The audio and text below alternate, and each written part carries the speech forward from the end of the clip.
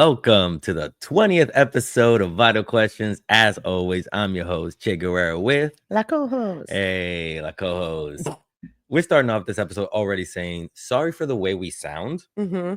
We are just getting over COVID. It would be funny, though, if you sound the same and everyone's just like, you sound the same. No, I sound a lot more husky. Deeper. Oh, wow. In a world All right. where science is not being reported. COVID is still spreading. Oh, yeah. Yeah. It was intense. It was, Mhm. listen, really starting off like stay As a PSA to everybody. as a PSA, stay alert. Like this Mhm. thing is still very much out there. Yeah. It is a new strand. It is Strain. excuse me, and it's straining. It's a new strain, and Mhm. it is it is still very much like It still sucks. it knocks us out for like at least 2 weeks at this point. Yeah. We were unable to breathe. So much, Phlegm. I didn't want to say that. I was gonna say so much build up in our lungs that we had Mucus. to All the things are terrible. It's mucus and phlegm, y'all. Like, there's gonna be a lot. If you get it, it's gonna be a lot of mucus and phlegm. I'm sorry. And I think maybe this little story might lead perfectly into what our topic is today. Sure, go for it. So Because I do not see how this is gonna. I just thought it was important to let everybody know, right, that COVID is still around. I was in a very bad point during COVID, just super weak. Mhm. And do you want to know what was the thing that I like prayed for? Okay. Healthcare. Oh, Information. Mm-hmm. I was scared that I couldn't go on a website and get the right information Right. from the government. I was Right. scared that if it got worse, healthcare is not that easily accessible to us. Yeah. If I had something happen to me and I passed, what would they chalk it off as? Would they even mention COVID, or would they say, oh, he died of a weak ass bitchness? This government, yeah, he's a weak ass bitch. That's what he died. So I turned to all those things before I even thought about praying to God. Yeah. Oh, okay. I see that. That's a stretch of a connection, but I see it. No, I'm kidding. I say that Yeah. to say, like, people, and this is why we're going to get into this. And look, if you're religious, we're not just trying to like crap on Yeah. religion and what you believe and stuff like that. We are talking about how people have used religion Mhm. to warp, we've talked about before, reality, to Mhm. misinformation, to lead minds For political gains and for political power. for political power. Yeah. And my thing is, that's why I always believe that we could take care of each other. Yeah. When we have the right infrastructure, when we have healthcare, when we look out for each other, God should be the last call you're making. I mean, right. And realistically, it's now more than ever, right? Like, yes, and we're not trying to knock religion, we're not trying to knock your faith, but you have to rely on science. Like, science is science. And whether you want to admit it or not, if it wasn't for science and if it wasn't for medicine, we would all be dying in our 30s. Like, it just is what it is. Because if you look back at history, that's what was happening. Well, just a little fun fact about history. The reason why, like, they'll go like, oh, in Roman times, like BC, the average age was only like 34. That's because a lot of kids died. So that's why, like, your age kind of like, oh, a lot of kids like died at 5 or 6, but there were plenty of people who lived to be like 60s, 70s. And no, right. So but that's where why, it's like, but that's I get why what you're it's saying, the like, average. the average. Yeah, exactly. Yeah, but still, like, yes. No, yeah, and it's a very valid point, right? The importance of medicine and science and being well educated, and the problem now is the access to information or lack thereof, the censorship that's happening, whether through the CDC or the National Health Services, like whatever it is that is your source. A lot of it, if it's government dictated right now, is problematic, and it's a little hard to trust it, unfortunately. So pivoting to more of the subject matter today. I was gonna say, take it away, like co-host. Well, yeah, no, I'm glad you prefaced the idea of that we're not here to try and badmouth anyone's religion. We're not here trying to diminish anyone's faith or the beautiful things that it has brought to your life, because I myself am not religious per se. I did grow up somewhat in the Catholic Church through family, but most of it was just, going to church on some Sundays. I did get baptized. I did do my first communion. Same. Neither from my own volition. Both were just like, my parents were like, yeah, we're just like, you got to do this. You and can I'm get like, a party if you do it. I'm like, I'll get a party. I mean, I guess, except I did my first communion when I was like a preteen. So I was like 12 with like a bunch of 7, 8-year-olds and Yeah, it was a sight to see with You know, it's my. funny. I got baptized when I was about 10, so it was weird seeing babies getting baptized Oh. and just like I felt like a grown man in a suit. Like, yeah, I'm also here for that water. So ridiculous. But I mean, again, especially if you're Latino, you probably can relate, right? Yes. Like you didn't necessarily you weren't necessarily born with, "Oh, I love Jesus and I love God." But if you grew up in a family that practiced and, went to church, it's kind of normal to have religion. Or at least, I mean, honestly, I would wear rosaries every so often just because I thought they were Hmm. cool. I would Hmm. have certain chains with a cross on it because it looked nice. Hmm. And I personally believe in something bigger, but not necessarily in the Bible version of God. For Yeah. me personally, the Bible is a story, it's mythology, it's the same way that Greek mythology, it's the same way that all these other religions are technically written by people, and we're going to get into that, right? Yes. So that's the preface of all this. It's not to bash on religion, it's to give context of not only how Latinos have voted, Hmm. which is the focus of this, episode, but it's also just how religion influences politics everywhere, and especially in the US, we're Yeah. seeing now more than ever. Now more than ever. Going back to that, because a lot of it was, a lot of religious zaists, whatever, Mhm. zealists, were running this country from the beginning. They just want to go back to that. Mhm. Yeah. Right, exactly, and that's yeah, Yeah. that's part of what they said, what MAGA is about, I guess. Yeah. And that's the thing why I also like really wanted to do this episode, is because a lot of people are forgetting or not even thinking about it. And I hate to be so dramatic, but a lot of the things that we're facing on MAGA side, they feel like they're fighting a holy war. Right. They literally feel like they're fighting a holy war, from what's happening in Gaza to what's happening in the streets of DC. Mhm. They feel like they're fighting a holy war, and we're Exactly. the heathens. You know what I realized? Before in a couple episodes ago, we had mentioned that we were gonna say what date we're recording this on, just given how things are moving and all that stuff. Yeah. So I feel like, just for reference, today is August 15, Mhm. 2025, Friday. And originally when we talked about this subject matter in this episode, I, kind of previewed this to you that I thought maybe we should focus on one of the other million things that are burning, right? Like there's all these different things that were happening at the time in the same way that has been happening all this year, unfortunately. But ironically, this week, sure enough, you just wait long enough and the Trump team will figure out a way to mess something up, or their supporters, right? So this week, this woman by the name of Kim Davis, she Mhm. is a former Kentucky clerk. And I Mhm. guess just wanted to, I don't know, have her 2 seconds of fame. I remember Kim Davis. Oh, you recognize her? She was on the news. I think it was like years ago, refusing to Oh, yeah. certify certain marriage licenses Yep, exactly. for what, for So gay she people. was yeah, Yeah, exactly. It gay was a it people. was a gay Yeah, it was a gay couple. yeah. So she is a former Kentucky county clerk. You're exactly right. She used to issue marriage licenses in the county, and she initially became famous because of that, right? She Hmm. refused to give the marriage license, tried to appeal that this all the crap that she was getting, never won, all that. So she's back in headlines, unfortunately, Yeah. because she's trying to get the Supreme Court to overturn one of the most biggest, especially for LGBTQ rights, the Obergefell decision that came out in, I believe it's 2015. Yes. Hmm. And that, as we know, granted marriage equality for same sex couples. Hmm. So I just thought it was very timely, considering that we're trying to talk about the subject matter, to now all of a sudden have this person who is trying to go after same sex marriage Hmm. on the basis of religion, because that's usually the basis that a lot of Republicans and right wing conservatives and people that are just generally conservative try to bring up as a basis for anything against LGBTQ, anything against anti-abortion.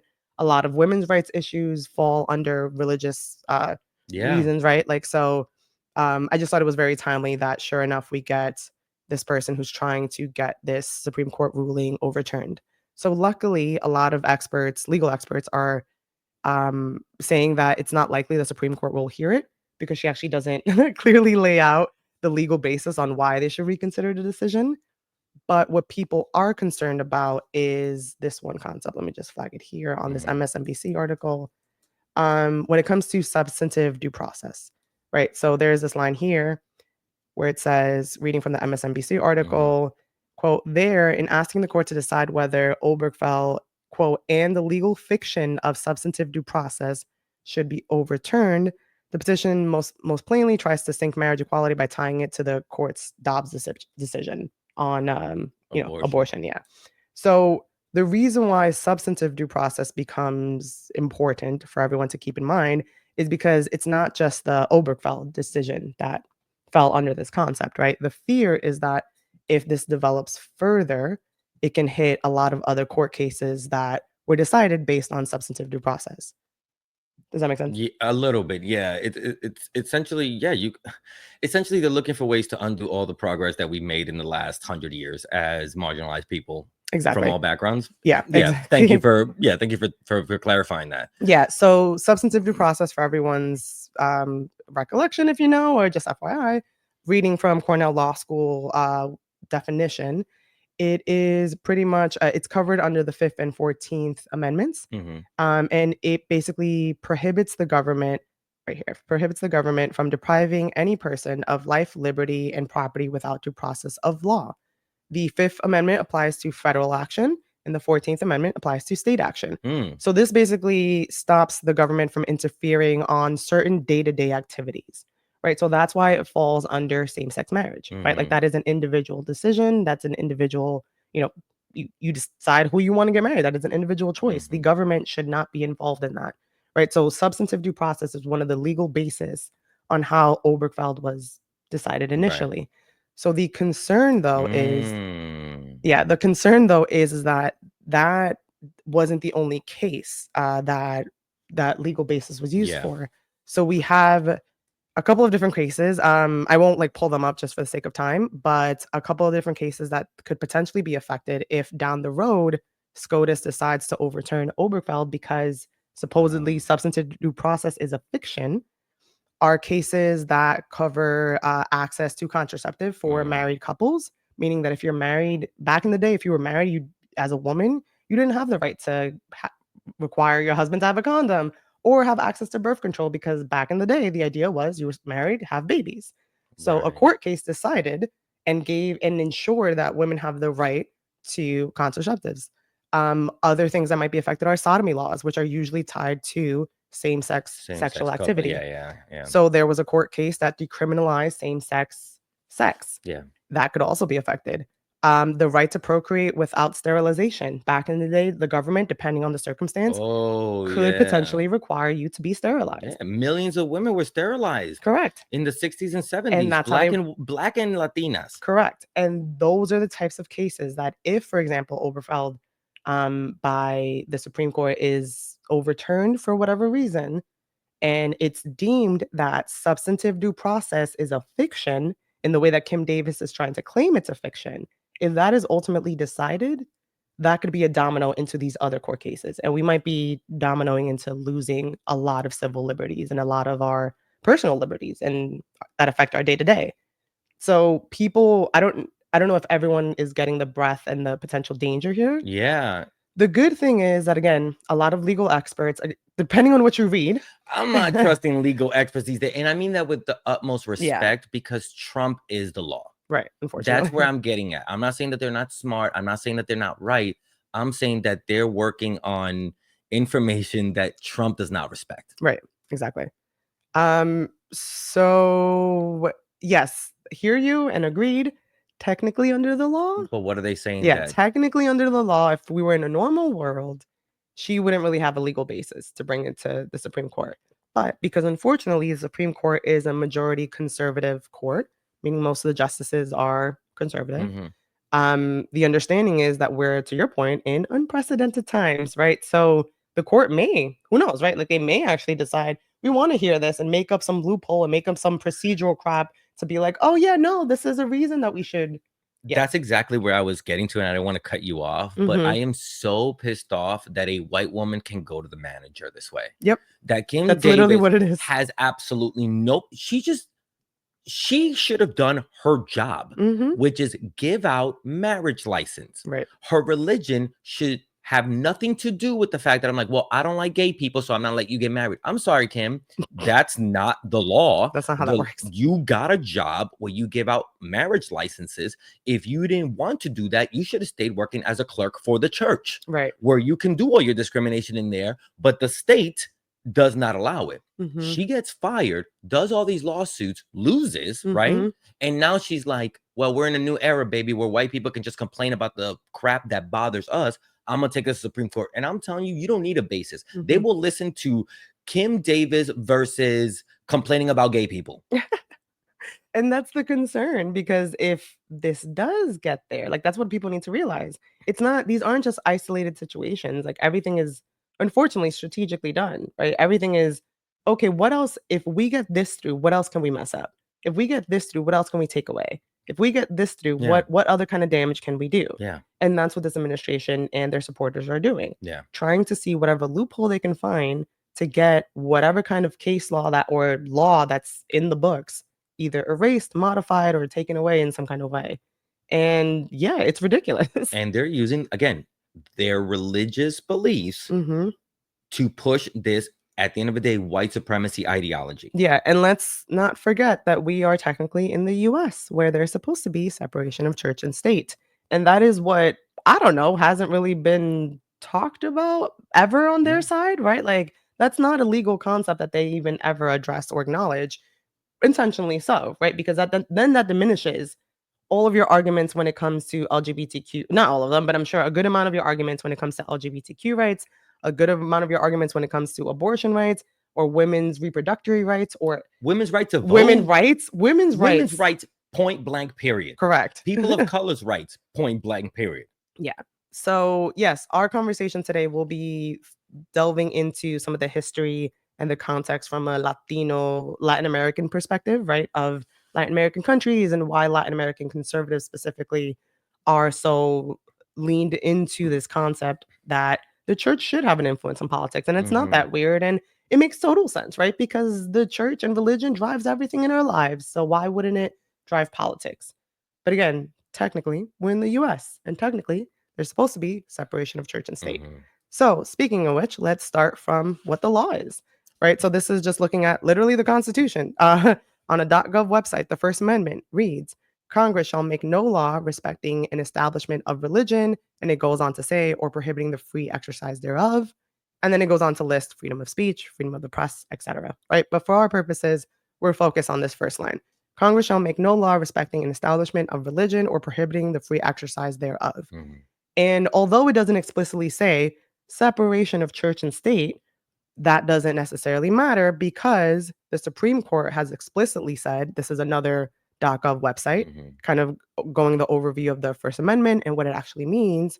It says, quote, accordingly, the court, referring to the Supreme Court, has said that, quote, rigidity, and when they say rigidity, they're talking about interpreting this First Amendment, right? Okay. Interpreting the First Amendment. When rigidity could well defeat the basic purpose of these provisions, which is to ensure that no religion be sponsored or favored, none commanded, and none inhibited. So all that means to say separation of church and state. Yeah. The government cannot create a law that is restrictive or promotes a particular religion or inhibits a particular religion. So when you use any kind of religion as a quote unquote legal basis to do absolutely anything, your argument should be null and void from inception. Yeah. Your argument should not even be listened to, because again, you're using religious reasons, which hold no place in the US. Yeah. It's been confirmed by the Supreme Court back in the day. It kind of just says it in the First Amendment, and it's very clearly understood and has been understood throughout American history or US history. And also, like, kind of like what these people want is a little bit, I've heard this a lot. It's like they want to have their religion with none of the backlash. Like, for example, like Kim Davis wants to be able to not give gay people, marriage licenses, and be able to do it without any kind of backlash. Right. And that's what they're not understanding.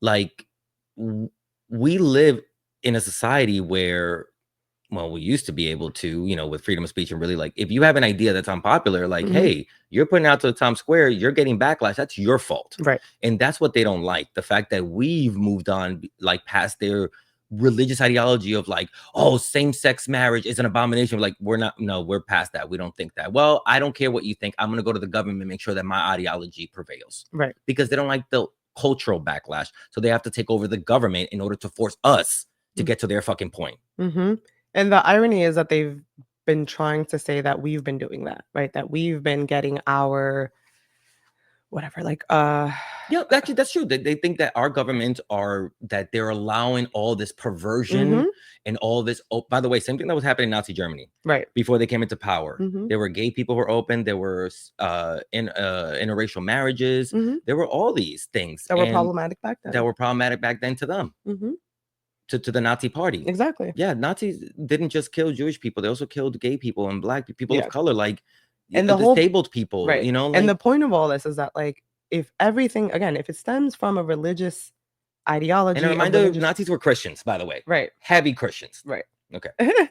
Well, and, what's funny is that I'm sure there's some Christians listening, like, "That's not a real Christian," and that's the point, right? That's Like, the point. and you should be calling these people out. You should be calling the people out that claim that they're Catholic or Christian, especially if you are a diehard Catholic and Christian and know the real kind of sentiments behind it. If you know that Jesus is appreciative of all people, right? And he himself is an immigrant and would have never been deporting people, and actually, and all of God's creations are beautiful and perfect, right? And all these things, right? So, like, if you yourself know these things in your text, right? Know these things in your book, know the fact that your book also contradicts itself all the time.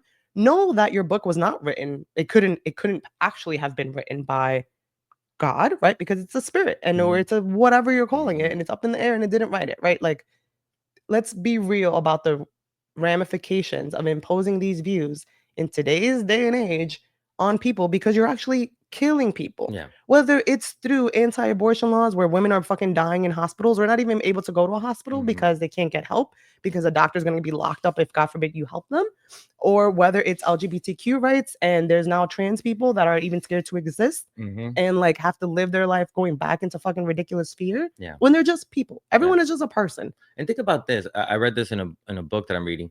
The average lifespan for a black trans woman is 30 to 35. Are you serious? Yeah.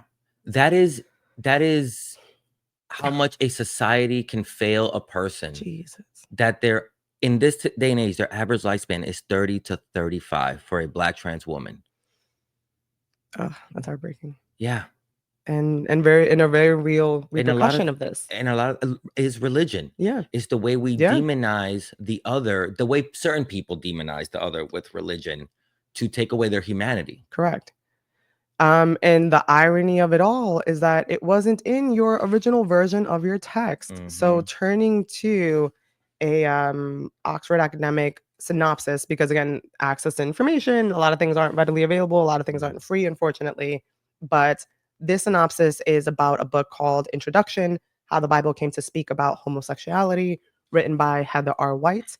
And again, this website is from Oxford Academics mhm, summarizing this book. But in the abstract, it says, quote, appearing for the first time in the Revised Standard Version of the Bible in 1946, mhm, in Apostle Paul's first epistle to the Corinthians, excuse me, the term, quote, homosexual was added by a liberal Protestant Bible scholars who believed that homosexuality was a vice and that had been imposed since Sodom. Two enigmatic Greek nouns referred in older King James versions as, quote, effeminate and, quote, abusers of themselves with mankind now appeared as a single streamlined homosexual. mm, So, because translators literally changed some words, now you got people dying. That's yeah, what I need. That's what I need people to understand. mhm, That because some translators back in the 40s decided, hey, this word doesn't work actually like how this word works because and new printers. we need to criminalize Mhm, essentially or mhm, demonize mhm. homosexuality. So let's just put it in the book. Oh my god, dude! Like, I'm sorry to call you dude, but like, you know how right now we're having like a little bit of like an issue with like technology. We're like, oh, Netflix is changing movies or Mhm. scenes without you knowing, or AIing, or trying to recreate stuff or whatever, Yeah. right? And people are saying you need to back up your old movies if because Oh, they're yeah. changing the way you're viewing them or the message Yeah. through AI. Yeah. And this is sort of the same thing that's happening Yeah. with religion. There's a great book that I love recommending books, Mhm. and I kind of feel like it fits the thesis of what we're doing here. Yeah. It's called God, a Human History, and it is about how people have always used reshaping the Bible into political motivations. Like, for example, I believe the King James Bible was written or put together by King James. Mhm.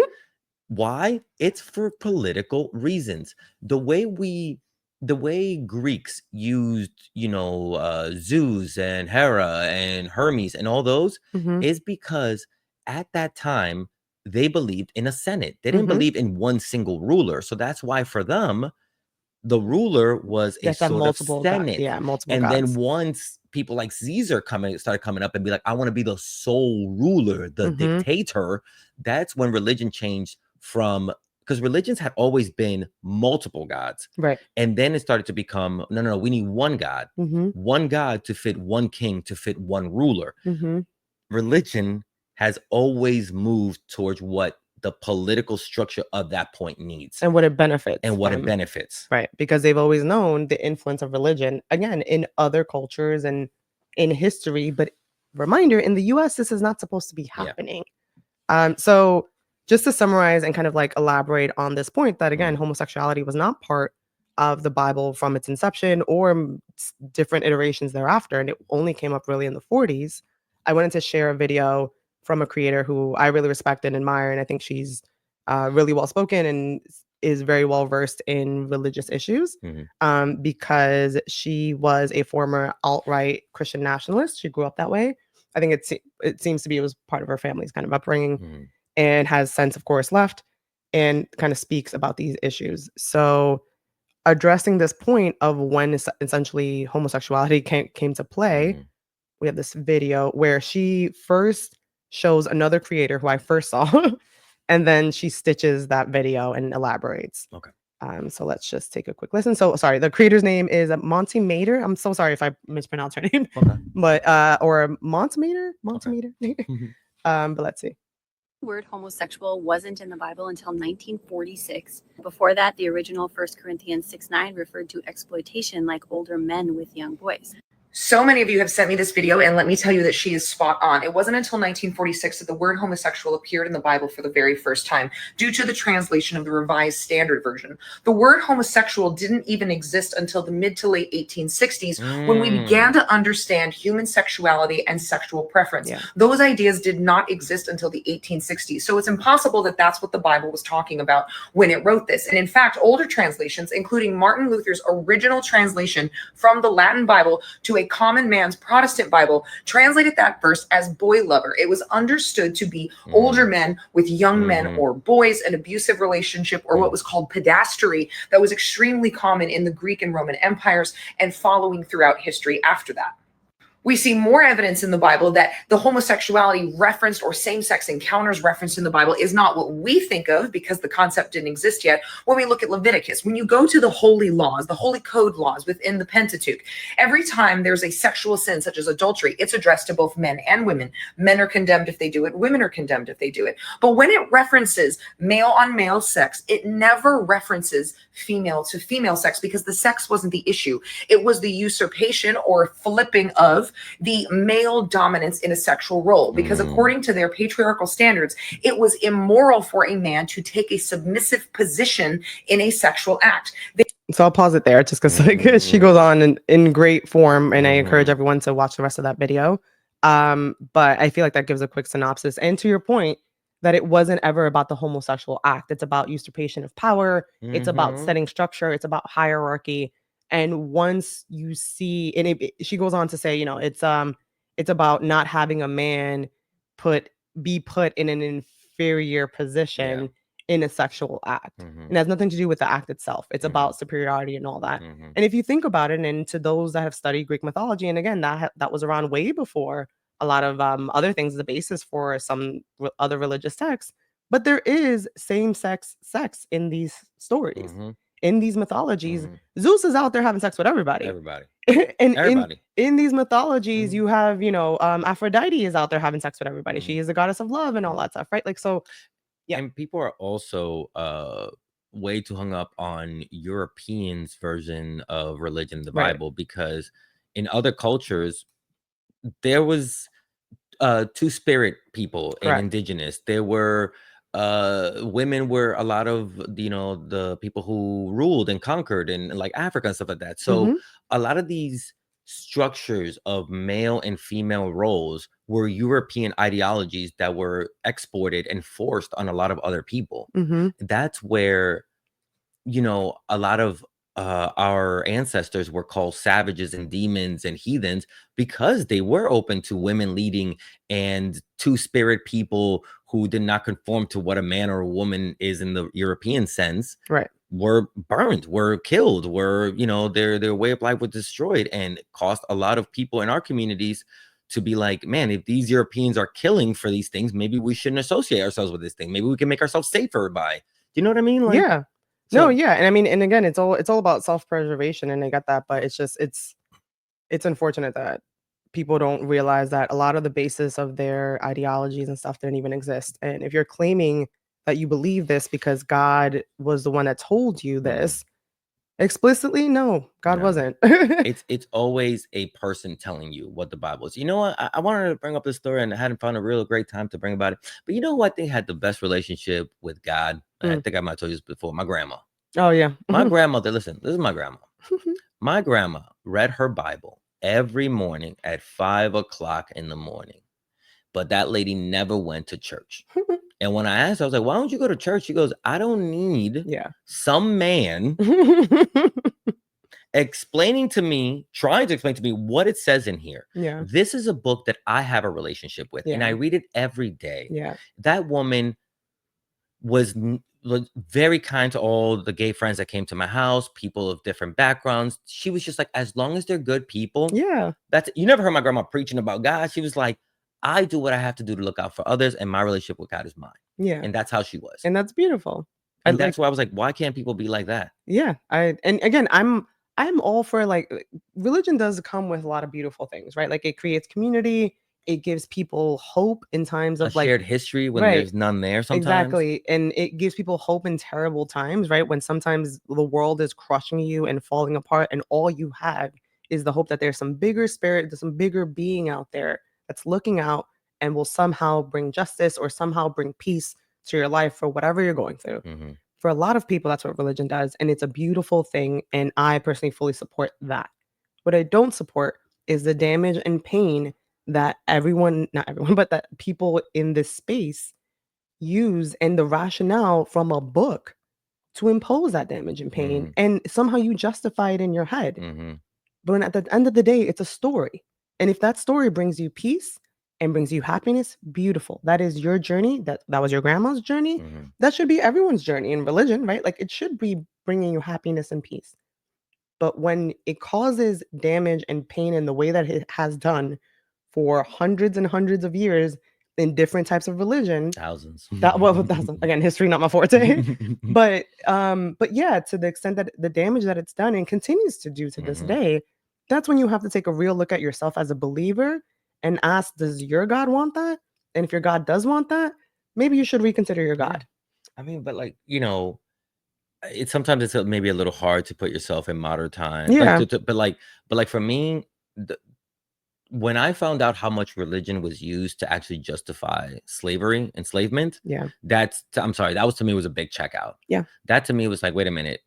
They pull texts or use certain texts and be like, no, we're supposed to take care of Black people. That is our right as white people. Yeah. The Bible says that, like, please show me. Oh, well, Leviticus 12 says whites, and then later on says Black, and then later down it says slave. So we took those 3 words and it says white, Black slaves. Yeah. And I'm like, okay. Right, exactly. And then that becomes the basis for you, like, it's just thinking about the example of slavery and the fact that that wasn't the turning point for literally everyone to be like, hey, let's maybe not ever do this again. It's not. Like, let's maybe not. It's not. Let's not use religion to subjugate a whole people and put it into law. Yeah, exactly. So turning to, we talked about Latin America, and that's kind of the focal point. Yeah. Let's turn to Latin America, right?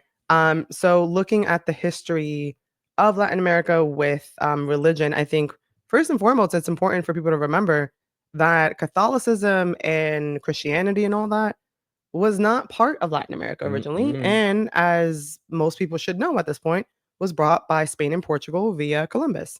I actually didn't know this, but in researching, I found this Oxford reference kind of summary article on Christianity in Latin America. And it says, quote, in 1494, Treaty of Tordesillas between Spain and Portugal Pope Alexander VI confirmed their claims to the New World on the basis of their ability to baptize its inhabitants and instruct them in the faith. So off the rip, this these royal families kind of came into play, and based on the Pope at the time were given the authority somehow to, you can go now and conquer the world because it is your destiny to go out and conquer the world and teach them the ways of Christianity That is, or Catholicism. whatever it was, Yeah. that is, man, that is the heartbreaking part of how they justified all this, Mhm. that European explorers, quote unquote, they believed that they were doing the right thing by bringing civilization and religion to these communities. Mhm. And this is where like people nowadays will even call like, and I think you know who I'm talking about, Yeah. who will call people at a party, Latinos drinking too much, savages.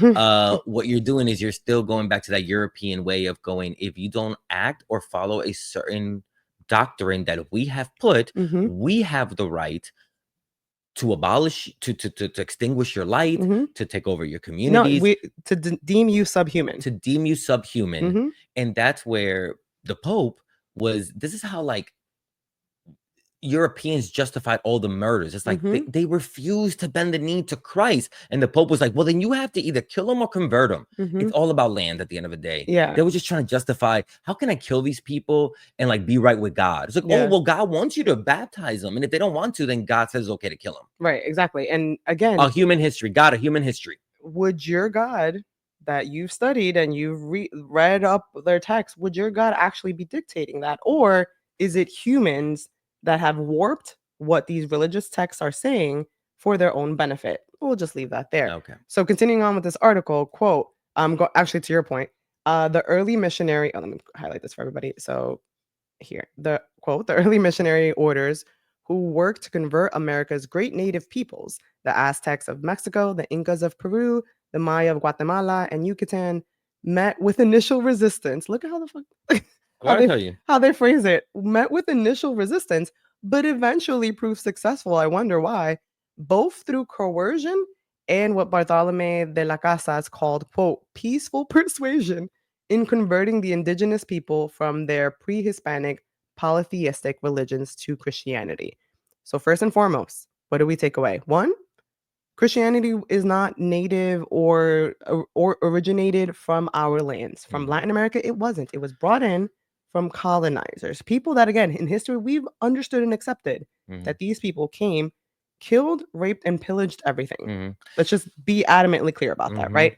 So then that means that the people that did this to your ancestors brought this random ass religious text, were like, hey, this is what dictates your life now. And what they did to the people that didn't listen is, again, rape, murder, and pillage. So let's just set that sure, if Christianity, Catholicism, whatever brings joy to your life now, cool. But history is history and you can't negate that.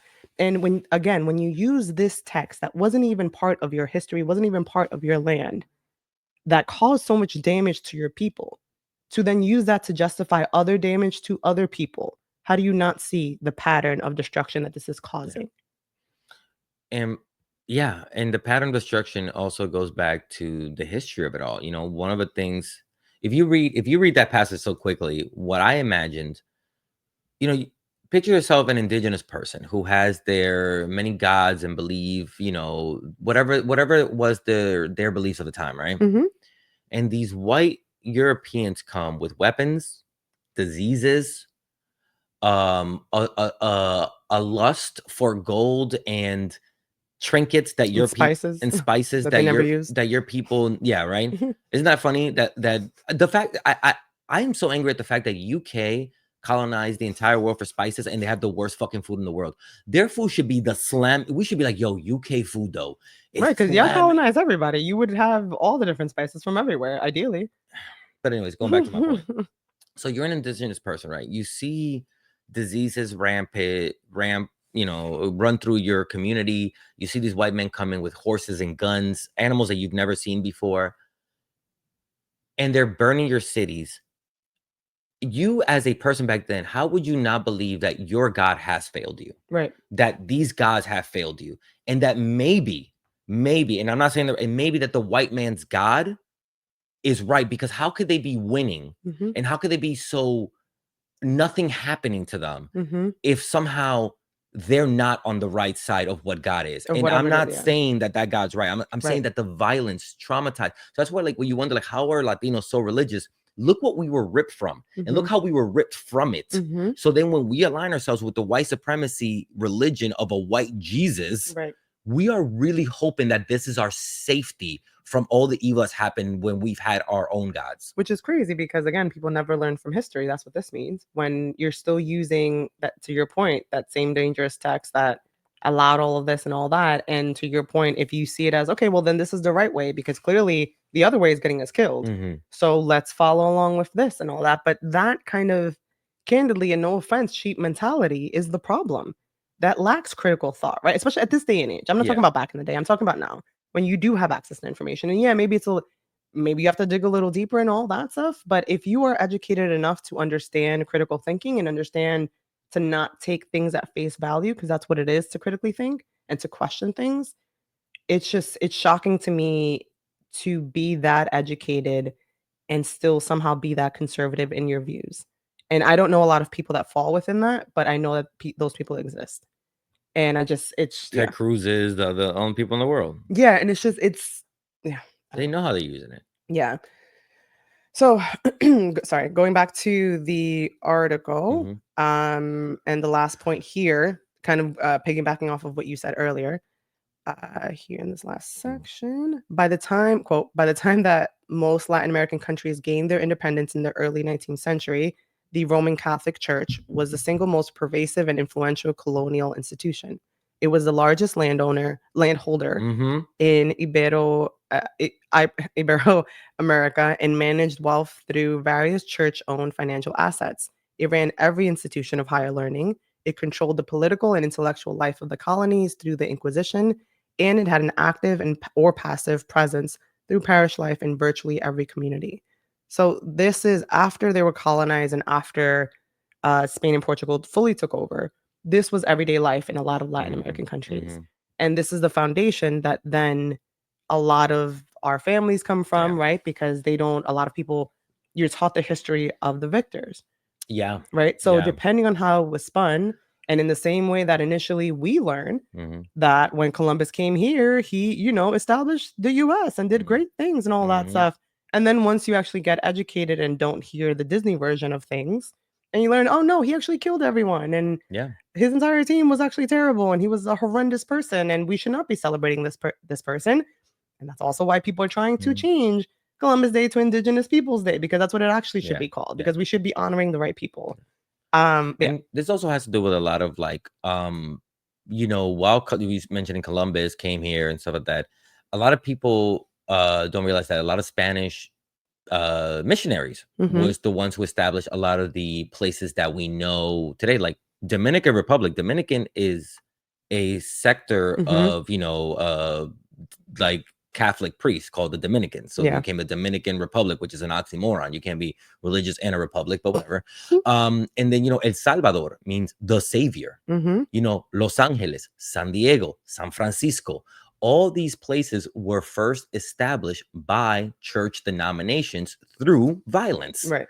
And that's why when you destroy the culture that was and you're establishing brand new ones from the beginning, you're establishing people don't realize that for the first time ever you were reestablishing colonies, reestablishing all this under like European Christianity Right. in Latin America. Right. This was not our religion. Yeah. We were coming from the ashes through religion because this is the only way we were allowed to rise. Was like, well, now you're giving yourself to San Francisco, so you're raised in the San Francisco community, and the more you give to the San Francisco, the more the San Francisco will you know what I mean? Like, Yeah. and people thought that they were like, planting their faith on this church to help this community grow. Yeah, exactly. So that's why, again, a lot of Latinos are very tied to the church because you lose what other history you have, so you go with the history that the winner gave you. Yeah. And that's the point of this conversation too, right? To like let people or remind people to the extent that they forgot or let people know this is the history from which a lot of people are using these religious ideologies and rationales to justify these crazy things that they're proposing, Mhm. like stupid ass Kim Davis that's trying to overturn same-sex marriage. Yeah. Like what? Let me not. Mhm. Okay. So going deeper into religion and Latin America and the interplay between the two, there's obviously a lot of different religions and a lot of things have come from Christianity and Catholicism. Mhm. But one of the biggest ones are evangelicals. And not only in Latin America, but also in the US, we'll see have played a big part, especially in recent political history in the US, on what we're seeing. Mhm. So this, I'm pulling up an article from Revista, which is Harvard. It comes from Harvard, and it's a Harvard Review of Latin America publication. Mhm. The article is called "Evangelicals in Latin America: Politics" by Taylor C. Boas, dated February 9th, 2021. So this article, I feel like, gave a really good overview on kind of the effects and influences of evangelicals and in different Latin American countries, right? Mhm. So taking, for example, in Brazil, sorry, tech issues here. Mhm. So reading from the article, quote, the evangelical caucus in Brazil's Congress has been growing steadily in size since the mid-1980s. More than 1 out of every 5 congressional representative identifies themselves as evangelical. Mm. In the 2018 presidential election, evangelicals were crucial support base for Jair Bolsonaro. Javier, I know Javier? That's his first name. That says Jair. Is it supposed to be Javier? Maybe it's Jair. Oh, Jair Bolsonaro. Jair That's what I said. Bolsonaro. Jair, yeah. Yeah, Jair Okay. Bolsonaro. I I haven't heard that name in a while. You know, he also tried a coup. Not surprising. A far-right populist who describes himself as Catholic, but is close to evangelicals and is even married to one. In Costa Rica, different country, Mhm. evangelical pastor and gospel singer Fabricio Alvarado topped the polls in the first round of the 2018 presidential election. He was defeated in the runoff, but his National Restoration Party gained a quarter of the seats in Congress, giving Costa Rica the region's largest evangelical caucus in percentage terms. Elsewhere, evangelical parties and politicians have made headlines for their support for Andrés Manuel López Obrador in Mexico and their mobilization against Colombia's 2016 referendum on a peace accord with the FARC. So just again, a quick little synopsis of the influence in various Latin American countries of evangelicals.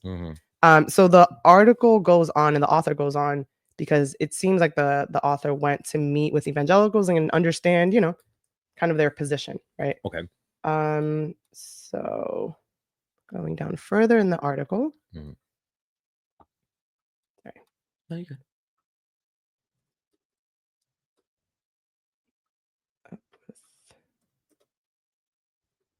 Okay. So back to the article where the author is talking about meeting with different evangelicals. So he says, starting here, I met up with Christian Rojas, a spokesman for Peru's conservative social movement, Con mi hijos no te metas, quote, don't mess with my children, in January 2019. The son of Congressman and neo-Pentecostal pastor Julio Rosas, Christian attended Liberty University, etc. Blah, blah. Very evangelical college, by the way. You can't say whatever. Liberty University is hella evangelical. You know what's funny? I was trying to summarize this because I told you I have a bunch of quotes and I don't want to take from others, right? But it's so important. And I thought that that's something I could just skim over. But no, see, this is why I have to Liberty read University is hella religious university. Liberty University in Virginia. In Virginia. Here in the States. Yeah. People are coming to this country to become evangelicals, and study up on it. So going back to the article, the author continues, quote, as he ushered me into his Lima office, Rosas explained with a laugh, they had once been one of about 3 members of Liberty's Young Democrats Club. Whatever his, quote, youthful indiscretions, Rosas has long since come back to the fold for social conservatism. He and his movement, which has been spreading around the region, have led grassroots opposition to progressive policies on gender and sexuality in Peru. Between his father's maneuverings in Congress and the son's organizing street marches and protests, the Rosas family takes credit for bringing down 2 ministers of education who had sought to integrate modern perspectives on gender and sexuality into Peru's national public school curriculum. So I dug a little deeper and just to save time, essentially what the educators or the Ministry of Education was trying to do was incorporate a lot of more contemporary ideologies, such as gender is a social construct. And there's nothing wrong with LGBTQ people. And We should all be accepting of each other. And, all these concepts that for very conservative Latinos are blasphemy. Mhm. And I use the word blasphemy intentionally, right? Because again, we're talking with religious reasons as to why they're trying to advocate against it. Yeah. But you also got to realize that it's a rinse and repeat, especially the way evangelicals in Latin America are being funded is through U.S. evangelical money. Mm-hmm. Do you know what I mean? So that's where like a lot of evangelicals in the United States do believe that their next mission is Latin America again, that they forgot about Latin America. Yeah. And that's why you see like there is a conservative evangelical Republican Party starting in Mexico. Yep. Started by United States. Mm-hmm. We are meddling through religion Mm-hmm. because it's not about we can't send in military right away. We have to send in the ideology first. Yep. So they're doing that to Mexico now. Hear that? I'm not making this up. They're sending evangelical candidates to run in Mexico to start in war because Mexico is becoming progressive. Yeah. In a lot of sense, Especially with giving its money to the president who's been people. doing great work. Yeah. Yeah. So that's where Oh, of course. In the same way that the US had a black president and conservatives lost their mind, fucking mind. Mexico has a female president and they're losing their mind. Mexico's had back-to-back progressive presidents with AMLO and Mhm. now Sheinbaum. Mhm. And that's where whenever the United States sees that there's progressive things happening in other countries, the first thing they fund is religious people to Mhm. start and knock down those movements. Mhm. So warn your Mexican friends. No, because it's true, right? Like, I'm just so angry and Yeah. tired of the fucking playbook mhm. in my face, and they get to run it every 40 years. Yeah. They get to run it every 40 years, and it's a fucking hit. It's a banger for them. That's the problem. Please keep it going. What do we got? I'm always here trying to be like the calm voice when you get all riled up. I know. No, I'm and sorry, but no, and true. it is true, and it's because you care, and I just want to remind everyone Yeah. that is why you get riled up, understandably so. I want. You know what? I tell you this one time. What am I partying for? What am I fighting for? My right to party. Everyone's right to party. Everybody's right to party. I want to have the coolest party where trans people could be there and black, white, everybody could be there hanging out and nobody stepping in each other's shoes and on each other's, existence. That's what I want. Yeah. But we can't do that because fucking religious white people like no. Why do you don't like I was telling you, right? Like we were I Yeah. had watched that reggaeton documentary I told you about. Yeah. And you saw the history of reggaeton. Mhm. And one thing that I told you I loved about that was like you saw Mhm. African beats, you saw the Puerto Rican, Panamanian, Jamaican Mhm. influence, the African, the modern, the New York, the hip hop, Yeah. the everything came together to make reggaeton. And I'm like, what a beautiful dish. And they admit that it was created from this global experience that these Puerto Mhm. Ricans were having in Jamaica. And then white people see that and go, ew, I want the hip hop, but I want none of that mixing. Mhm. We don't get there without the exchange of ideas and close proximity to each other. Well, it's what they say. They love what we make, but they don't love us. And that's the difference, because if you think about it, right, like everything pop culture, everything entertainment, not everything, I'm sure I can't make blanket statements, but most of it Mhm. comes from diversity. Yes. Most of your favorite artists, most of the top artists in the world are not white people. No. And that's okay. And even if there's white things that you like Friends, you're just watching Living Single. Right. Okay. Like everything was, you know what I mean? Yeah, Even when it exactly. was stolen, it was made by black culture Yeah. or people of color. Yeah. I always say lead with black culture because black culture like does not get enough credit. Facts. But let's keep. So last point here on the article after we segued. We always segue. You know we segue. Oh no, I know. We seg and back. I support it. I support it. We be segueing. Yeah. I want to zoom in. Oh, there we go. Okay. So back on this Harvard article, but okay. To the point of, I think and something I didn't realize is this idea of wealthy people having wealth is also embedded in these religions. Yes. And I didn't know that. So Yes. reading from the article, quote, the growth and political influence of neo-Pentecostal denomination like Brazil's Universal Church has been aided by their embrace of prosperity theology.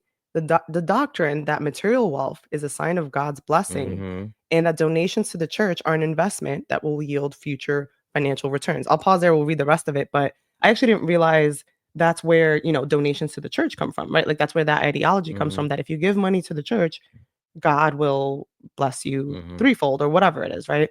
I just thought, admittedly, when we were doing it, just like, oh yeah, we're trying to help out and just the community, right? Like church does a lot of good things. Again, as a kid, church does a lot of good things, and it helps fund, keeps this place up and running. It pays for the pastors and everyone that works here. Cool, nothing bad about it. I didn't realize that it was embedded in this idea of prosperity theology. Yeah, go Going back ahead. to God, a human history. Oh, the God book. said that it's harder for a rich man to get to heaven than for a camel to pass through the eye of a needle. Mhm, Okay? mhm, Jesus's doctrine was, and excuse my language here, fuck the rich, mhm, eat them, mhm, eat the rich. And they had to create an ideology mhm, that was like, wait, I'm rich, but how can I be close to God? Oh, health is wealth. I am rich because God has blessed me. mhm, We are rich. We white people have the power, and subsequent the brown people that we've let have power in those countries mhm. because God has deemed us worthy of his wealth. And that And if we lose it, we have lost God's way. When we give to the poor, bleh, Jesus weeps. That's how they changed the fucking doctrine. yes, agreed. God, a human history, please read it.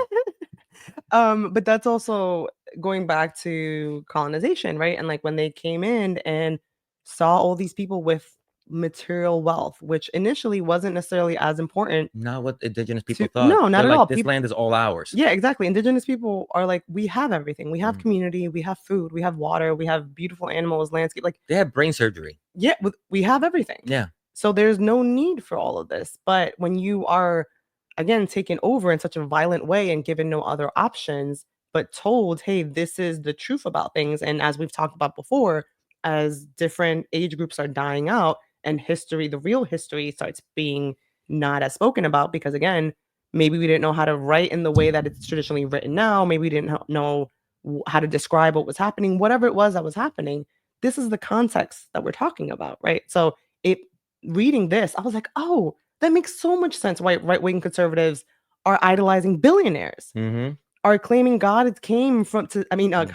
that Trump came from God to save whatever because Mhm. he's so well off. Mm-hmm. Not recognizing that these billionaires have gotten that rich from taking advantage of people, exploiting people, and doing terrible things. Stealing land. Correct. Land theft. You know, most rich people in this world are rich because of land. Mhm. It's nothing else. It's not their intellect. It's not their ability to create businesses. Most people just go, I have buildings and people live in those buildings and I get money from those buildings and I've had those buildings in my family for 300 years. Why aren't you rich? Well, that's a simplification. We'll agree to disagree. Where I think, hold on, because yes, I do agree that there's some people that have been spoon fed all their wealth and just say, hey, here's this. Where do you think the royal family gets most of their money from? Correct. Right. And people like Trump are a perfect example of that, right? Yeah. He was a silver spoon baby and just given Mm. millions of dollars from his dad and given everything, whatever. Mm. That's why he's not actually a good businessman. He's just been given everything. Mm. But there are some people that have become very successful that are intelligent, right? But what I will give you is that those people, because of their intelligence, they find the loopholes. Yeah. They find the legal way, or at least under the cover Mm. way of getting things done. Yeah. But that's a huge other conversation, right? Because then that's access to information, that's access to education. You have the money to go to Yeah. school. You come from a well-off family with advisors, with lawyers, with Yes. there's a lot to that. I Yeah. just don't want to oversimplify the but situation. I am trying to oversimplify one thing, that the vast majority of people who have wealth and have had generational wealth. I'm not talking Mhm. about new Yeah. people maybe in the 60s that came up like, oh, I created IBM or something like that. That might be different, whatever. But I'm talking about most people in this world who have wealth, have had generational wealth, Yeah. is tied to land ownership. Yes. Yes. Okay, that's why they call it old money versus new money. You know Right. what I mean? Like Right. old money is land, new money is like, okay, you in tech and now you're buying land. Right. But once your tech bubble goes out, guess what? You got to turn to your land. Right. Once your Tesla goes away, guess what? You're going to turn back to the land that the Tesla was setting on. Well, not if they're educated and know how to invest properly. And But that's I'm my point. saying, like, at the end, like, even if your business fails, if as long as you own the land, Yeah. you good. You have something. You Yeah. have You have something something. to fall back on. Absolutely. So that's where, like, a lot of these churches like got so wealthy from stealing land from indigenous people and setting up, you know, churches. Yeah, exactly. So quickly going back to finish this off, back to the article quote, this health and wealth gospel has helped make neo-Pentecostalism extremely popular among lower and middle class populations, and it has made churches and their leaders extremely rich. The Universal Church headquarters in Sao Paulo is a massive replica of Solomon's temple that Mhm. seats 10,000 people. In addition to political influence in large buildings, the church's wealth has brought a formidable media presence. Edith Macedo and his wife are sole owners of the Record Group, one of Brazil's largest media conglomerates, whose holdings include the country's second largest broadcast television network. So again, it was just a point that I actually had never thought about, didn't know, but it makes sense, right? It works for what's happening in the US, where it's just like, yeah, conservatives see well-off people seemingly don't have any issues in life, seemingly you're coasting by. Oh, I want to be you. I want to do the thing that you're doing. Yeah. And talking about like media and religion, some people don't realize is that some of the biggest recording artists in Latin America are gospel singers. Like I go to this barbershop and all these Latinos there who, you know, recent arrivals, asylum seekers, all these things, they're like putting YouTube videos of gospel singers who are singing in front of 20 to 30,000 people. And it's like, mi Dios, mi Dios. Oh, yeah. Oh my God, so much mi Dios. Like, yo, did you see that South Park episode where Cartman's like, I'm gonna be a Christian singer because it's easy to become a platinum rapper. All you gotta do is like do God, God, hands, God, God, and he becomes like a platinum. No. Yeah, he becomes like a platinum recording artist That's so funny. in Christianity because it's so easy. And it's true. Like I was listening to it in Spanish and it's like, yeah, damn, we have so many words that rhyme in Spanish, but you just like Dios con mi Dios y Dios con Dios. But a lot of those people like don't realize like some of the biggest recording artists in Latin America are gospel singers. Oh, yeah. Who are being funded Yeah. by evangelicals in the States. And you can put in whatever messaging you want in those songs, so long as you capture it with God, so long as it has the veil of religion, and you're good to go. Should we start a church? What? And I'm being like that serious. Like, should we start like a good church? Like, hey, welcome. Like you know, the church of like Satan is like it's like a joke. What? You know, the church of the what is happening? Okay, first of all, the church of Satan does things like there's a church of Satan? Yeah, but they do really that. good things. Like they were like they gave out like contraception to people. They things like that. Like remember when I think it was like Louisiana or Tennessee tried to put up the 10 Commandments, and they were like, well, our religion allows us to. The Church of Satan was like, okay, then we're gonna put a man with a goat head and the 10 devil rules to follow, because if you can do that for your religion, I could do it for mine. And then the government was like, forget it, take down the 10 Commandments. We don't want the Church of Satan to be able to have. So they're like a joke church that does like good things through like, we're the devil, but here's contraception and here's gay rights and here's things right. Like It's that's hilarious. Actually, I love that. Not that I love Satan. I don't love Satan because I believe in demon things. But I think it's the Church of Satan or like that's funny. Yeah. Well, I'm glad they're putting up the good fight. So just being conscious of time, I'll like try and streamline this. Oh wait, before we dive into that, so you were going to share with everyone a little bit about the missionary work of going to Latin America. I think you already kind of touched on it a little bit. But it is something that we wanted to flag for everyone, and kind of, I feel like if you're Latino, you know this, right? Like if you're Latino, whether someone in your family or you know someone, or los evangelicals are out in the streets that you avoid all the time, right? Like you know that there is a lot of missionary work from the US going to Latin American countries. All over Europe. I mean, they go to Africa, all the stuff. And under the pretext of religion, but it's actually meant to kind of infiltrate these right-wing ideologies, right? Yeah, and especially like, okay, so we already touched on the history of, you know, Spain and Portugal setting up these, you know, places in Latin America and, you know, Northern America and all that stuff. Like, you know, where they were brought up by the church and all that stuff, and they were, you know, people were forced to switch religions. We all just ran through that. But there's been a resurgence in interest in Latin America, specifically with like Mormons, with evangelicals. Basically, religious sectors are realizing that in the United States, they're dying. And actually, in the only place that has been growth has been in immigrant communities. A lot of immigrants have become Mormons, have become evangelicals here in the US.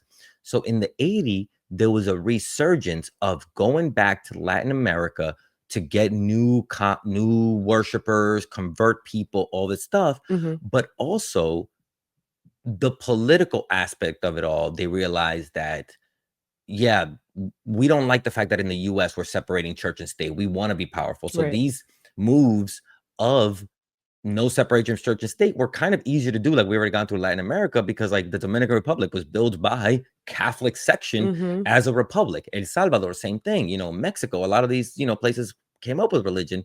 So it became very easy for them to get people to understand that your religious ideology should also be your political ideology. you know, in a sense, because, you know, people in the US like, oh no, we don't want to mess with racism. That's God's problem. But then they vote for a racist. You know what I Right. mean? Yeah. So that's sort of like, you know, so there has been a major resurgence since the 80s because Republicans knew that through wars, you know, through, you know, a lot of funding these civil wars that we had, a lot of those people were religious who were trying to bring back conservatism. And then there was stability because the US, like, well, we got a evangelical conservative as a dictator now, so Right. we're good. So Right. there's peace now in your Right. country. So a lot of this kind of made the ground fertile for the US to realize, oh shit, we forgot about Latin America. We've been traumatizing those people. We've been putting religions into them. They're, you know, whatever. They're ready to go. They're ready to go. So since Mhm. the 80s, they've been going down there to prime us for this conservative right-wing push that we're seeing around the world. And on that note, for everyone that's asking, so how did Latinos vote for Trump? That's partly how. That's probably Pulling up an NPR article titled Latino Evangelicals Praise Donald Trump as President-elect Who Respects Christians. This is dated November 14, 2024, Mhm. to be clear. So this is obviously before he came into power, but I thought this article was interesting and I encourage everyone to read it just for time purposes. I won't go in through all the details. But basically, this author goes to an evangelical event and starts talking to Latinos that voted for Trump Mhm. to understand what's the mentality, what happened, how did we get here. So the quoting from the article, Latino voters moved toward Trump by double-digit margins, according to some exit polls, and that support is especially strong among Latino evangelicals, Mhm. right? Um, Thinking to that joke, quote unquote joke that happened, right? Mhm. Like right before the election, that was part of the reason why I was shocked when we saw those numbers. As for that now infamous joke, where a comedian at a Trump rally referred to his home as a quote floating island of garbage. He was talking about Puerto Rico. Mhm. Santana says it was disrespectful, but many Latinos have bigger concerns. Cool. So everyone just kind of like brushed it off. Mhm. They care more about economics of their family than just one joke. Scrolling down a little bit further, there was one that I really wanted to get to. Mhm. Mhm. Uh, Yeah, and just while you look for mhm, that, I'll talk this up. Yeah, you know, it is that joke and the fact that so many Latinos just, you know, let that just wash off of them. It just makes you realize, and this is if you're Latino and you listen to this, how much Latinos hate Latinos. mhm, Really, like one of the things that, like, you know, listening to Dominicans talk about other Dominicans, like, oh, he's lazy, I work hard, he did it, I do this. When a white person goes, oh, that island's a floating, you know, garbage or whatever, there were some Latinos, even some Puerto Ricans that probably like, yeah, you know, that island does have mad issues and it has mad problems. And really, you know what? I'm glad I left or whatever. So that's where, like, when these people talk like this about us and you just let it happen, mhm, it just shows how much you hate yourself. mhm, Sorry. If you thought that joke was funny, it just shows how much you hate yourself and just how much you're willing to let the white man spit in your face and say, do it again, papi. mhm. And that's also what's heartbreaking that people don't see it or Mhm. choose not to see it, or I don't know. It's wild to me that you can't see it, but I'm sorry that I have more self-respect and more love for my people right. than the average bear. So going back in the article, when questioned about the deportation and Mhm. all that stuff, right? People said we're not worried at all because we know who he's targeting, right? And this was when people really believed that he was only going after criminals, supposedly, and as we know now, that's not the truth. But And I don't think religious people are really listening to this, but think about this. This is one of your pastors leading you astray, mhm, saying, no, he's only going after certain people. This pastor already led you astray. yeah. What I also think is hilarious is that there was just scrolling over here. This woman, when talking about Trump, this was Mm. like another person that attended. I don't know if he's Christian or not, but I at least see he respects the believers. Vega Erika, explained. Erika, Erika, ¿qué te pasa, Erika? So just like a quick synopsis, again, it's a great article. It has a lot of good quotes and just gives a good perspective Mhm, of this, of like what happened. mhm. But I know we wanted to get into the work that Trump's team did, right? And And I think this thing that I want to say will perfectly lead into the thing you're about to lead to. mhm, People, you can make fun of these religious sectors and maybe like they're crazy, they're kooky. Do not think that they're fringe anymore or maybe whatever.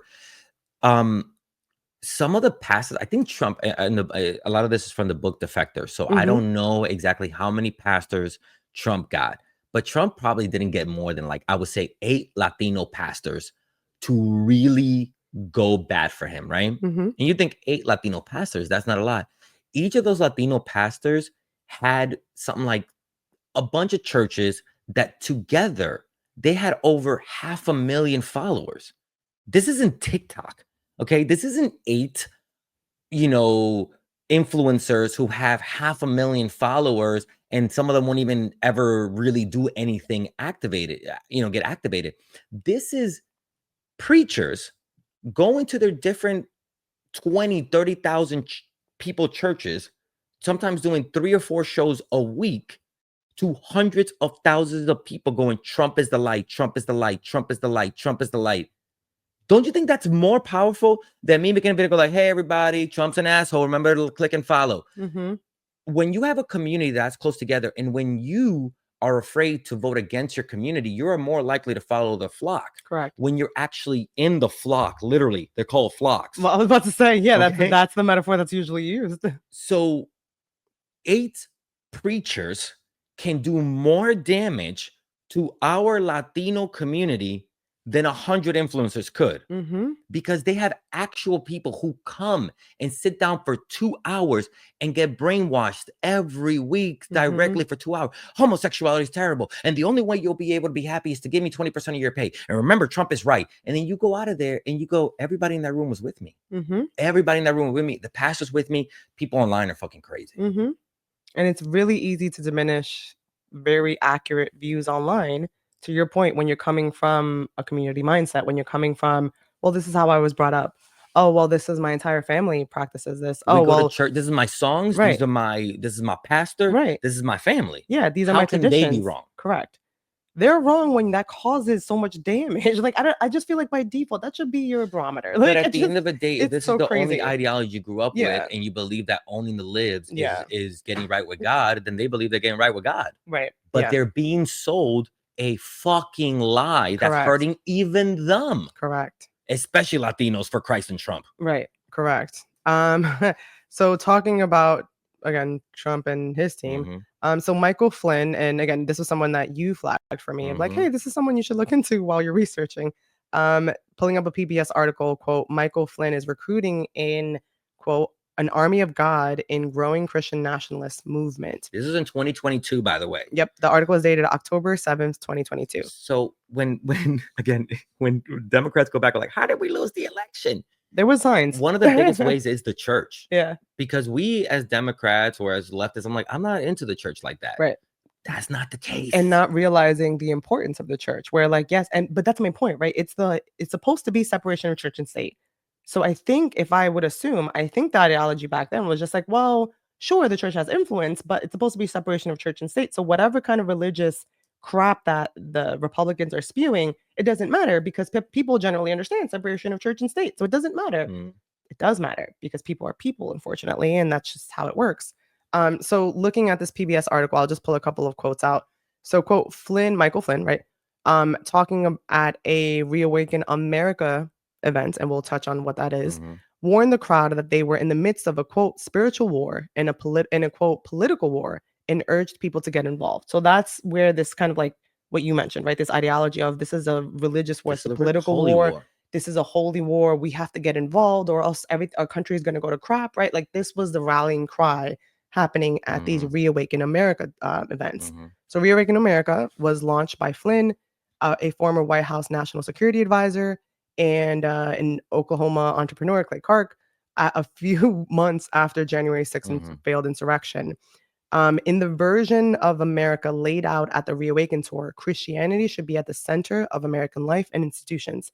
Instead, it's under attack, and attendees need to fight to restore the nation's Christian roots.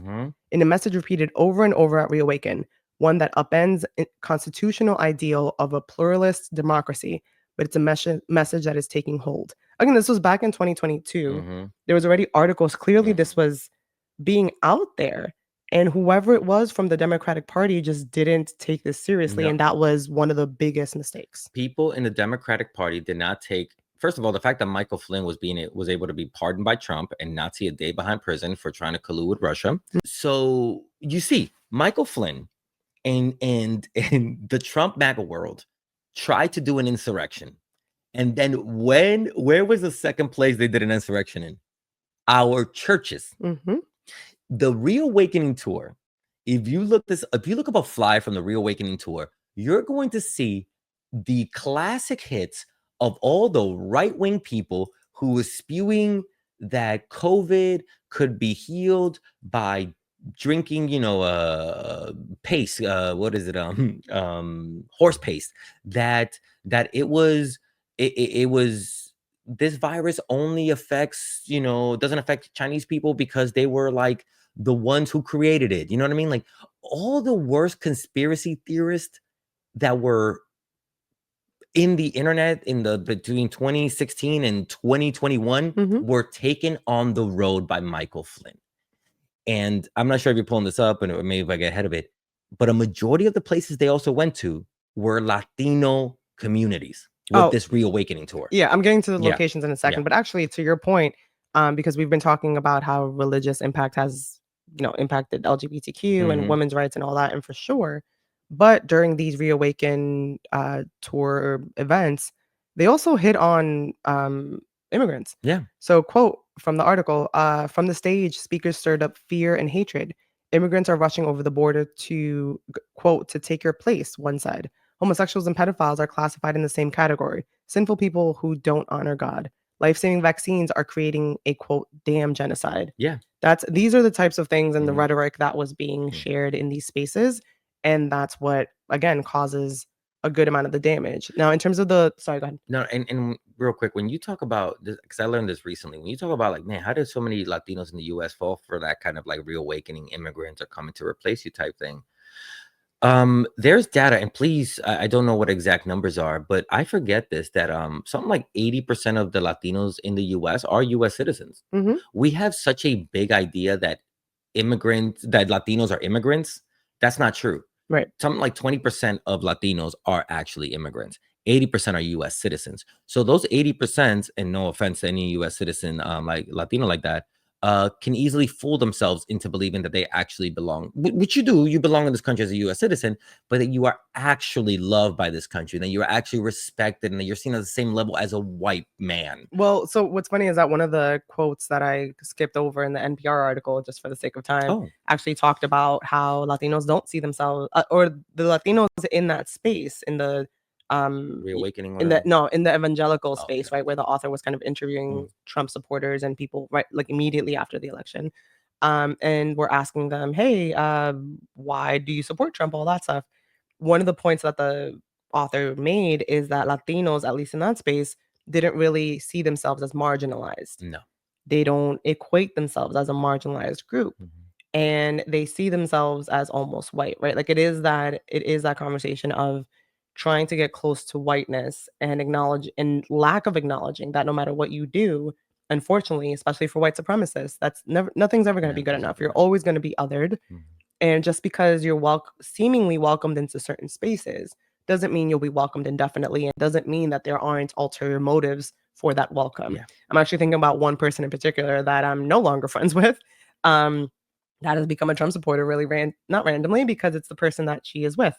And it's unfortunate because I've known this person for years, but there's also that, right? Like there's also a lot of women that just fall in line with whatever their partners believe, unfortunately, and all of that, right? So I vote like my husband votes. Correct. And then that also kind of ties into religious ideologies and like the man is the head of the household, all that crap, right? He's the smartest. Correct. So just to your point of the different locations that the Reawaken American Tour happened, there's a Wikipedia article. I fully acknowledge Wikipedia is not necessarily a reliable site. I encourage everyone, to the extent you use Wikipedia, please double check the sources. But for the sake of expediency, and I double checked some of the links in here, we're just going to use this. So the Wikipedia article, scrolling down, for the Reawaken America Tour, the event dates and locations. There was Tampa, Florida, Anaheim, California, right? San Antonio, Texas. I'm just looking at some Myrtle Beach, South Carolina, Virginia Beach, Virginia. I'm looking at some of what I know to be kind of diverse spaces. But these are the different locations that they had it at. And as you can see, there was a good amount of events. Yeah. Because it wasn't remember, each line item here isn't just one event. Some of them span several days. Yeah. So for example, here, January 14th to the 15th. In Phoenix, Arizona, large Mhm. Latino community, or people of color, Tulsa, Right. Miami, Florida. Miami, Yeah. Las Vegas, Right. Detroit, Michigan. Detroit. Selma, North Carolina, which is crazy. There's a lot of Latinos in North Carolina now. They went to a lot of Black and Latino cities, Mhm. and a lot of their events were attended majority. That's like for a long time, like I was kind of laughing at the one-offs. Like during January 6th, there were a lot of Latinos there. Mhm. And kind of just like, oh, those fools, those, out of 1,000, those 100 Latinos. No, but that's a majority. That's a big chunk. Same thing with these reawakening tours. They went to Latino spaces, got Latino pastors. Mhm. You can laugh at religion. You can say you're not religious, but a big part, especially in Latin America, are religious. Yeah. So when our media is controlled by certain right wingers, Mhm. and you have people who generally go to church all the time, all you got to do is pay off 10 pastors, and you got yourself a flock of 800,000 voters. Mhm. The And smallest investment they could put in is religion and get the biggest reward. and for those that are wondering, how did we get here? That's how we got here. It doesn't, again, these are blanket statements we've been making, right, Yeah. about religion, acknowledging that people have different reasons for why they voted or their political views and all that. But the hope of this episode is to give some light into what the hell happened with Latino voters. Why do we keep continuing to see all this language, like from people from Kim Davis, who have the audacity to bring up any kind of religious explanation when trying to have illegal arguments Yeah. in the US? That's why we're seeing all this craziness, right? Because it's been in the works for a while, and at least for Latin America especially, that has been unfortunately part of our political landscape for a while as well. Yeah. And I think it's going to be a lot of work to unwedge that religious ideology with the Latino community, because again, we rose from the ashes, made it our own, but didn't realize how much white supremacy was still in that ideology, But and how that's much we what's let a white supremacy lead the ideology. But that's what's frustrating, right? Because it's also tied to anti-intellectualism, because I should be able to easily tell anyone that comes up to me with any argument based on religion and trying to implement US law with separation of church and state, Yeah. period, end stop. And all of a sudden, that's no longer a legal basis or a legal argument for anything. And as a lawyer, that is terrifying. Yeah. Now, imagine now in law school, you're like, hey, you gotta learn the Bible.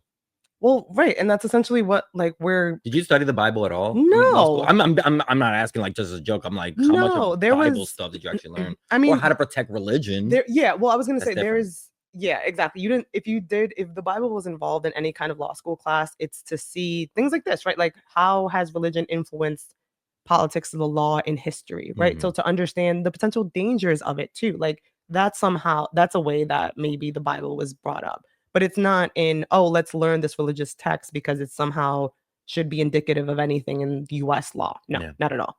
Hmm. And if anything, you're actually taught the complete opposite all the time. Yeah. So And that's what we're trying to get back to. Listen, we believe that you should have the right to believe what you want to believe, as long as you don't hurt others. correct. Or Or hurt yourself. Or hurt yourself. Right. Like, have your relationship, but don't overstep on people's rights. And Just again, because you feel that your book is right. not only that, but trans people are not hurting anyone. Let's just lay that out there. It's the church. Trans people are not hurting anybody. Yeah, church.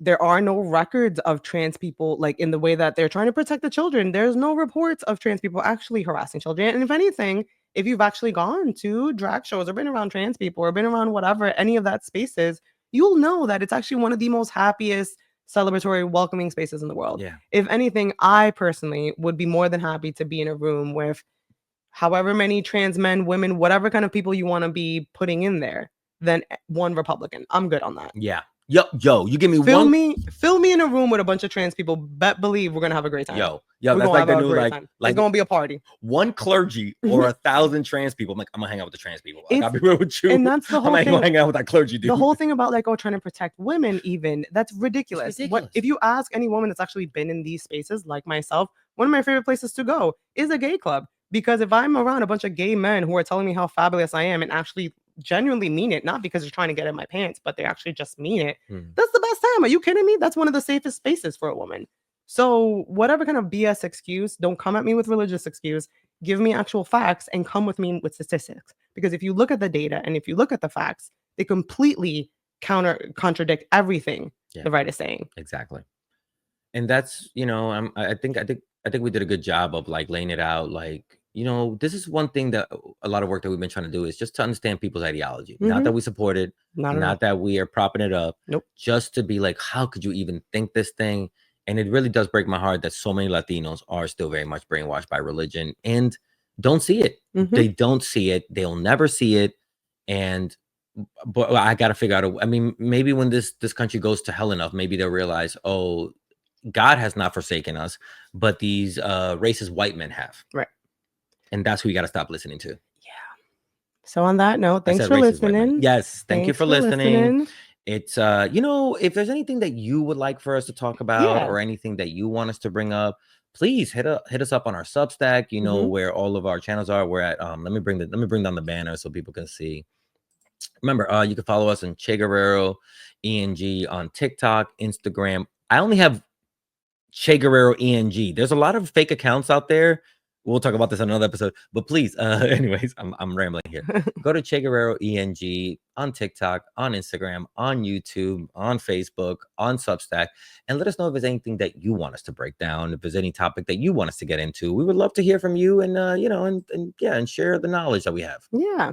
So hopefully this was helpful. Hopefully this was insightful and gave you some, background as to why we're at where we're at. Yeah. Hopefully you can take some of what you learned here in conversations to your day-to-day.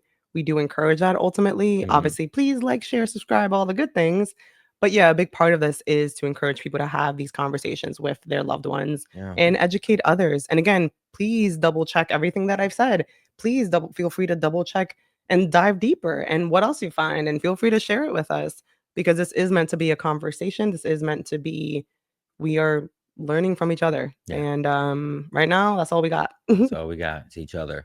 Hey, thank you so much for listening. We'll see you at the next episode. Hopefully we don't get COVID again. You guys have a great one. See you guys next time. Thanks, Say everyone. goodbye to co-host. Thanks, everyone. Bye.